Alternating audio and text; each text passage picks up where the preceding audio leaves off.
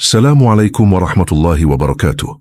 Pernah kepikiran nggak sih, gimana caranya sebuah koperasi itu bisa jalan, tapi tetap sesuai prinsip syariah? Apalagi kan sekarang model koperasi syariah makin macem-macem ya. Nah, untungnya DSN MUI udah ngeluarin panduannya nih. Kali ini kita mau coba telusuri bareng ya, isi Fatwa DSN MUI nomor 141 tahun 2021. Ini isinya tentang pedoman pendirian sama operasional koperasi syariah. Kita bakal ngacu langsung ke teks fatwanya. Tujuannya apa? Biar kamu semua bisa dapatlah intisarinya. Apa sih prinsip dasarnya? Aturan mainnya gimana? Landasan syariahnya tuh apa aja? Ya, anggap aja ini kayak rangkuman kilat gitu. Biar kamu lebih melek soal aturan main koperasi syariah di Indonesia. Oke, kita mulai aja ya pembahasannya. Fatwa ini kan lahir karena koperasi syariah makin berkembang pesat ya, jadi perlu ada kejelasan hukum syariahnya. Sebenarnya apa aja sih dasar pijakan utama dari ajaran Islam yang jadi landasan fatwa ini? Betul sekali, kebutuhan akan panduan yang jelas itu memang nyata banget. Landasannya itu kuat, akarnya dari prinsip-prinsip dasar muamalah dalam Islam. Intinya ada beberapa pilar utama ya. Pertama, yang paling dasar nih, tentu aja soal halalnya jual beli dan haramnya riba atau bunga. Itu jelas di Al-Baqarah ayat 275. Fondasi banget ini. Terus yang kedua ada kewajiban buat memenuhi akad atau kontrak. Itu di Al-Maidah ayat 1. Jadi soal integritas dan kepastian hukum itu penting.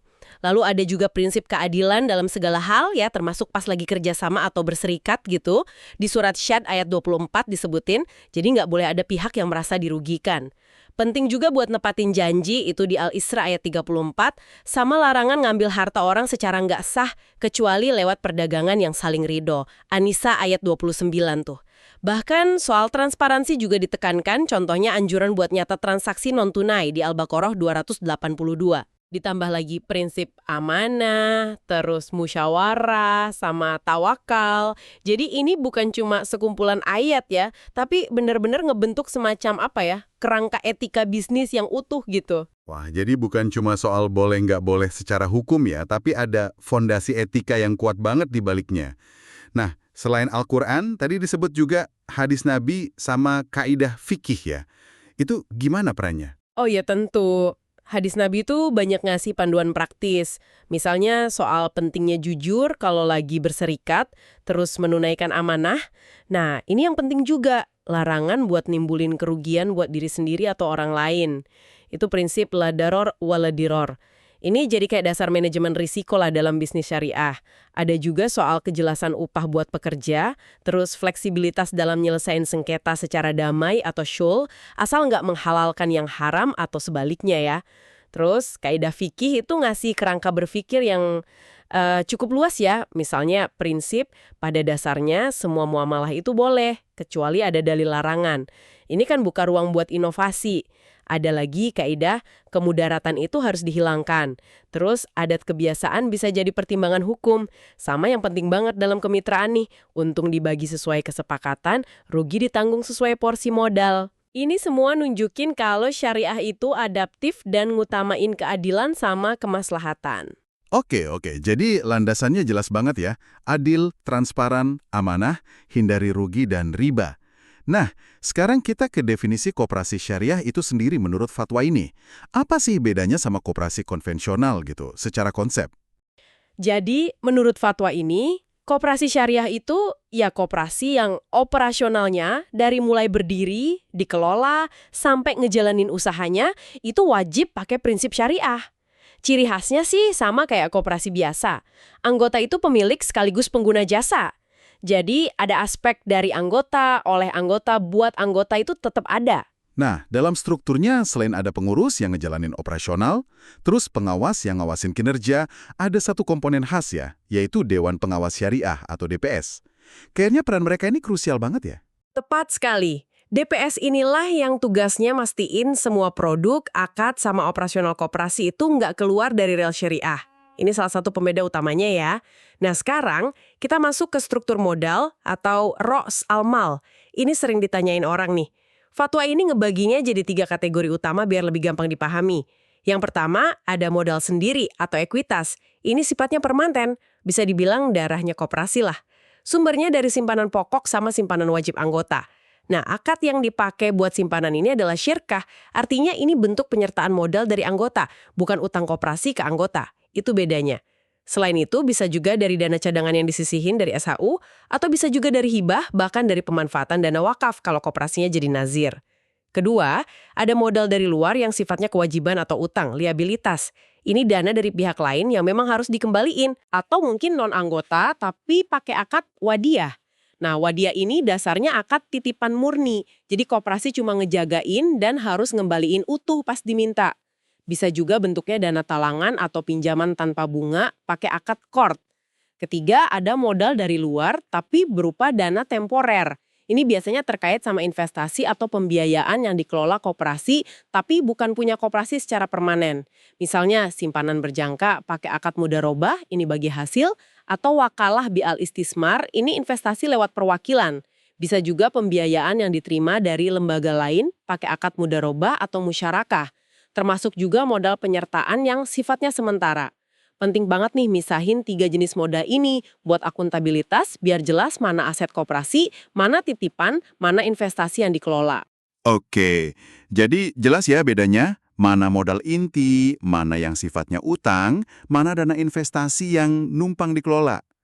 Terus kalau sisa hasil usaha atau SHU, gimana definisinya di fatwa ini? SHU itu gampangnya laba bersih koperasi lah. Jadi total pendapatan dikurangi semua biaya operasional, terus penyisihan dana cadangan, pembayaran zakat kalau memang wajib, pajak, sama kewajiban lainnya. Nah, SHU inilah yang nantinya bisa dibagiin ke anggota sesuai aturan main di ADART atau dipakai lagi buat pengembangan koperasi. Sip. Udah paham definisi sama modalnya nih. Sekarang gimana soal proses pendirian sama struktur kelembagaannya? Ada poin-poin penting apa aja di situ? Kota pendiri itu bikin kesepakatan pakai akad syirkah. Kan mereka bareng-bareng nyetor modal awal tuh. Tentunya harus patuh juga sama hukum positif di Indonesia ya, misalnya UU Perkoperasian. Selama aturannya nggak nabrak prinsip syariah. Modal awalnya bisa uang atau aset lain, tapi harus dinilai dulu nilainya berapa. Nah, buat pengelolaan sehari-harinya, itu anggota ngasih kuasa ke pengurus lewat rapat anggota. Akadnya biasanya wakalah atau perwakilan. Pengurus, pengawas, sama DPS tadi kan diangkatnya lewat rapat anggota ya. Yang menarik nih soal tanggung jawab. Anggota kan tanggung jawabnya terbatas, nggak lebih dari simpanannya. Tapi gimana kalau pengurus bikin masalah, misalnya koperasi rugi gitu? Nah, ini dia poin krusial soal tata kelola yang baik. Benar, tanggung jawab anggota itu terbatas cuma sampai simpanan pokok dan wajibnya aja. Ini buat ngelindungin anggota. Tapi fatwa ini negesin banget kalau kerugian koperasi itu terjadi gara-gara pengurusnya bertindak melampaui wewenang, al-ta'adi, atau karena lalai, al-taksyir, atau ngelanggar aturan main yang udah disepakati ADART, fatwa hukum positif. Nah, pengurus itu tanggung jawab penuh secara pribadi. Bahkan bisa tanggung renteng, jadi nanggung bareng-bareng sama pengurus lain. Ini prinsip akuntabilitas yang kuat banget buat pengelola. Jadi ada semacam checks and balances ya, anggota terlindungi, tapi pengurus juga harus akuntabel. Terus hubungan kontraktual antar bagian di dalam koperasi itu gimana? Diatur spesifik juga? Iya, diatur lumayan jelas biar transparan peran dan tanggung jawabnya. Hubungan antara anggota sebagai pemilik modal atau syarik dengan pengurus sebagai pengelola itu biasanya pakai akad mudharabah bagi hasil atau wakalah bi'al istismar, perwakilan investasi bisa dapat upah. Terus hubungan sama pengawas, akadnya wakalah juga, perwakilan, nah ini bisa dapat upah, ujroh, bisa juga enggak. Tergantung kesepakatan. Kalau sama DPS, karena mereka kan ngasih jasa keahlian syariah ya, akadnya biasanya ijaroh atau sewa jasa atau akad lain yang sejenis lah. Kejelasan akad-akad ini penting banget buat hindarin konflik kepentingan dan mastiin semuanya jalan sesuai koridor syariah. Oke, strukturnya kelihatan cukup rapi dan akuntabel ya. Sekarang kita geser ke mesinnya nih. Kegiatan usaha apa aja sih yang bisa dijalanin koperasi syariah? Dan akad apa aja yang biasanya dipakai? Ini pasti yang paling sering dirasain langsung sama anggota atau pengguna jasanya. Prinsipnya sih koperasi syariah itu boleh jalanin usaha apa aja, yang penting halal dan nggak melanggar peraturan yang ada. Bisa fokus di satu bidang, kayak simpan pinjam dan pembiayaan syariah, yang dulu mungkin dikenal KJKS atau UJKS ya. Atau bisa juga serba usaha, garap macam-macam. Pertanian, dagang, industri, properti, jasa, wah banyak deh, fleksibel banget. Nah, buat ngejalanin usaha-usaha itu, fatwa ini ngejelasin banyak banget ragam akad syariah yang bisa dipakai. Biar gampang, kita bisa kelompokin jadi beberapa jenis utama nih. Pertama, ada kelompok akad jual beli. Yang paling umum mungkin buy al-murabahah. Ini jual beli di mana koperasi sebagai penjual itu ngasih tahu secara transparan berapa harga dia dapat barangnya plus margin keuntungan yang disepakati bareng pembeli. Jadi jelas untungnya berapa. Ini beda ya sama bunga pinjaman. Soalnya di sini ada transaksi jual beli barang yang real. Ada juga buy al-salam sama buy al-istisna. Ini buat pemesanan barang, biasanya bayarnya bisa di muka atau bertahap sesuai kesepakatan. Cocok buat pertanian atau manufaktur. Oke, jadi kalau misalnya kita beli motor atau rumah lewat pembiayaan di koperasi syariah, kemungkinan besar akadnya murabahah ya, karena jelas gitu harga belinya berapa, marginnya berapa. Nah, kalau buat sewa atau jasa, gimana? Betul, kemungkinan besar murabahah kalau untuk barang jadi. Nah kedua, ada kelompok akad sewa jasa, ijarah dan turunannya. Ada ijarah biasa, ya ini kayak sewa pada umumnya lah, kita nyewa manfaat barang atau jasa. Terus ada yang namanya ijarah muntahayah bi'al tamlik atau sering disingkat IMBT. Ini menarik nih, konsepnya sewa, tapi di akhir masa sewa itu ada opsi buat mindahin kepemilikan barangnya ke si penyewa. Sering juga dipakai buat pembiayaan aset. Selain itu ada juga akad buat jasa perwakilan yang dapat upah, wakalah bi'al ujroh, atau jasa penjaminan, kafalah bi'al ujroh. Wah, IMBT ini mirip kayak leasing ya, tapi versi syariahnya gitu. Nah, kalau bentuknya kerjasama usaha atau investasi, gimana tuh akadnya? Itu intinya kayak joint venture gitu. Patungan modal dan atau kerja. Untungnya dibagi sesuai kesepakatan nisbah atau porsinya. Tapi kalau rugi, nah ini ditanggung bareng-bareng secara proporsional sesuai kontribusi modal masing-masing. Jadi resiko dan hasilnya ditanggung bersama. Kalau mudharobah, ini agak unik. Satu pihak nyediain modal penuh, namanya syahib al-mal. Pihak lain bisa koperasi atau anggota, itu yang ngelola usahanya, namanya mudarib. Keuntungannya dibagi sesuai nisbah yang disepakati di awal. Tapi, kalau amit-amit terjadi kerugian finansial dan kerugian itu bukan karena kelalaian si pengelola ya, maka kerugian modal itu ditanggung sepenuhnya sama si pemilik modal. Pengelola cuma rugi tenaga sama waktu aja. Ini prinsip bagi hasil dan bagi resiko yang khas banget di ekonomi syariah. Menarik ya, beda mendasar antara musyarakah sama mudharabah itu ada di pembagian resiko kalau terjadi kerugian ya. Selain 3 kelompok besar tadi, ada lagi nggak sih akad lain yang umum dipakai? Ada beberapa lagi yang juga penting. Misalnya wadiah, ini buat titipan dana atau barang, sifatnya amanah. Ada rahn, ini buat gadai syariah. Terus ada qard, nah ini pinjaman kebajikan, jadi benar-benar tanpa bunga sama sekali. Biasanya buat tujuan sosial atau nolong anggota yang lagi butuh likuiditas jangka pendek.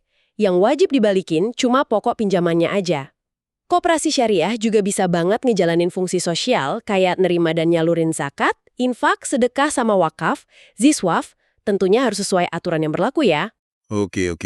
Jadi misalnya nih, kalau saya nabung di koperasi syariah, saya perlu nanya dong ya, ini akadnya wadiah yang berarti cuma titipan, biasanya nggak ada bagi hasil atau paling bonus kecil aja, atau akadnya mudharabah yang berarti investasi, ada potensi bagi hasil tapi ada risiko juga. Penting banget ya berarti memahami akad ini. Penting sekali, krusial malah. Karena akad itu yang nentuin hak dan kewajiban kita sebagai anggota atau nasabah. Kalau kita tahu akadnya apa, kita jadi paham. Misalnya, apakah dana kita itu dijamin utuh kayak di wadiah? Atau ada potensi naik turun nilainya karena ikut dalam usaha kayak di mudharabah? Jadi nggak salah paham. Pastinya, kalau ada aturan main, ada juga larangannya dong ya. Apa aja nih hal-hal utama yang dilarang keras dalam operasional koperasi syariah menurut fatwa ini? Biar kita semua juga hati-hati, iya, larangan ini ibaratnya pagar etika dan syariahnya lah.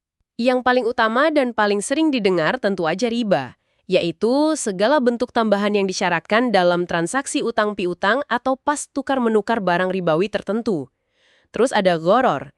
Ini artinya ketidakjelasan atau ketidakpastian yang berlebihan dalam akad. Bisa soal objeknya nggak jelas, harganya nggak pasti, atau waktu penyerahannya nggak jelas. Ini dilarang karena bisa bikin sengketa nantinya. Kemudian ada maisir. Nah ini transaksi yang sifatnya spekulatif atau untung-untungan, kayak judi gitu. Ada lagi nggak? Mungkin yang terkait praktek bisnis sehari-hari gitu. Ada lagi, dilarang juga tadlis. Ini maksudnya si penjual nyembunyiin cacat barang dagangannya. Terus, darar. Artinya melakukan sesuatu yang bisa membahayakan atau ngerugiin pihak lain. Ada zulm, segala bentuk kezoliman atau ketidakadilan. Terus, rishwah atau suap-menyuap. Dan yang terkait kinerja pengurus tadi, dilarang ta'addi, melampaui batas wewenang, dan taksyir, lalai dalam tugas. Intinya sih semua praktik yang nggak etis, nggak adil, nggak transparan, atau ngerugiin orang lain, itu dilarang keras. Wah, lengkap banget ya pagarnya. Nah, meskipun udah ada aturan sejelas ini, namanya interaksi manusia ya, sengketa kadang nggak bisa dihindari.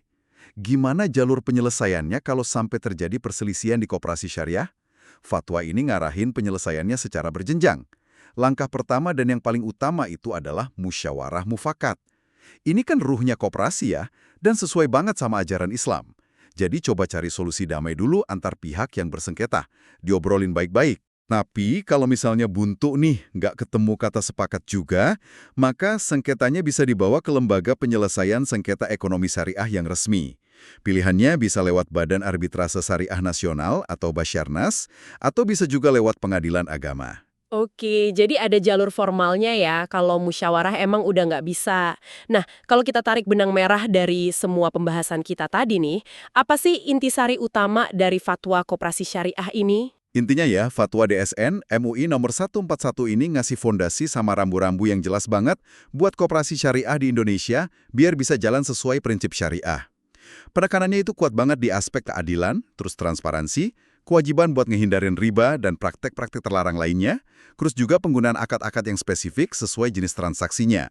Nggak bisa asal pakai akad. Sama yang nggak kalah penting, tata kelola yang akuntabel. Dengan pemisahan tanggung jawab yang jelas antara anggota, pengurus, pengawas, sama DPS. Nah, buat kamu yang lagi dengerin nih, kenapa sih ini relevan? Ya jelas relevan banget. Kalau kamu paham garis besar pedoman ini, pas kamu interaksi sama koperasi syariah, entah jadi anggota atau cuma pakai jasanya, kamu jadi lebih ngerti aturan mainnya. Kamu jadi tahu hak kamu apa, kewajiban kamu apa. Jadi bisa lebih kritis juga memahami produk atau layanan yang ditawarin. Atau, kalau kamu mungkin tertarik buat ikut mendirikan atau mengelola koperasi syariah, wah, ini udah jadi panduan utamanya. Betul sekali. Dan mungkin kalau boleh nambahin satu pemikiran penutup ya, kalau kita lihat betapa kuatnya penekanan fatwa ini pada akad-akad spesifik yang dasarnya etika dan keadilan, kayak prinsip bagi hasil, bagi risiko dalam mudharabah dan musyarakah, terus juga orientasinya pada kesejahteraan anggota dan komunitas, bukan cuma cari untung semata, ini sebenarnya munculin pertanyaan yang menarik buat direnungkan. Bisa nggak sih model koperasi syariah ini dengan segala mekanismenya yang unik ini nawarin semacam pelajaran atau bahkan solusi alternatif buat tantangan-tantangan yang dihadapi sistem ekonomi konvensional kita sekarang? Misalnya soal ketimpangan, soal resiko sistemik, atau soal gimana cara nyiptain nilai bersama yang lebih adil gitu ya. Ya, itu mungkin sesuatu yang bisa kamu pikirkan lebih lanjut.